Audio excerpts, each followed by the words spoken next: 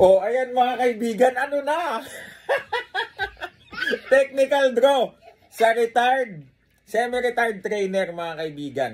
Well, for me, Uguni is winning kaya nag-intentional headbutt mga kaibigan. At para po dun sa mga hindi nakakaalam, kasi hindi nila alam eh. Akala daw nila pagka ganon, panalo. Hindi po. Round 3 pa lang. Okay, kapag ka nagkaroon po ng headbutt under round number 4, it will be a technical draw. Okay po, WBC rules po yan, pero ina-apply din sa pangkaramihan, lalo na sa mga non-title bout. So, dito po sa example na to, WBC rules po yung ginamit nila.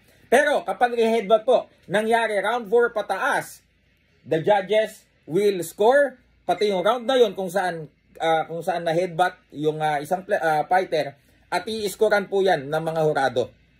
Okay po, scorecards po yan, round 4 pataas. Pero nga dahil dito, round 3 lang, nakita man naman natin yung performance. I think Uguni won.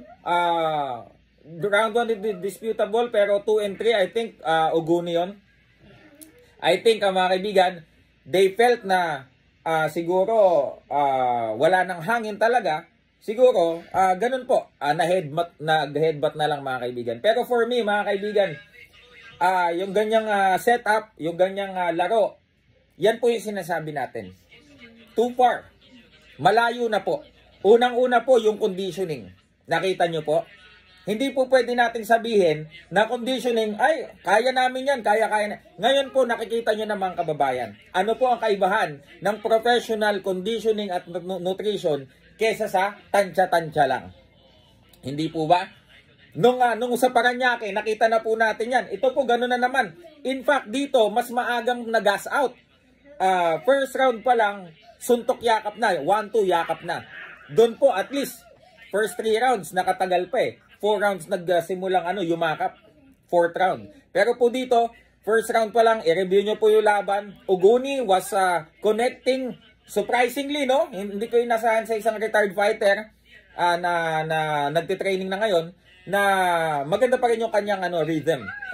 Pero yung mga straight punches niya, mga kaibigan, mga straight punches ni Uguni, talaga nga naman pong epektibo. Jab straight, jab straight, and then step back.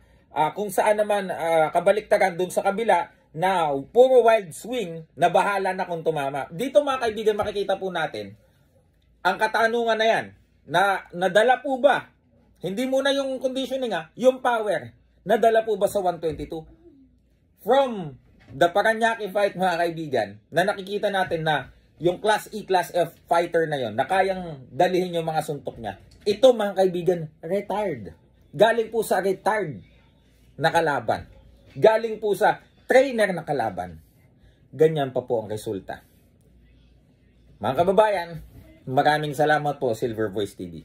Technical draw po mga kaibigan, ang Casimero at ang isa pong retired fighter at trainer na si Uguni. Silver Voice TV, abangan nyo po ang mga pinakamalalaki laban. Marlon Tapales versus Naoya Inoue. Jerwin Angkas versus Puma Inoue. Peace.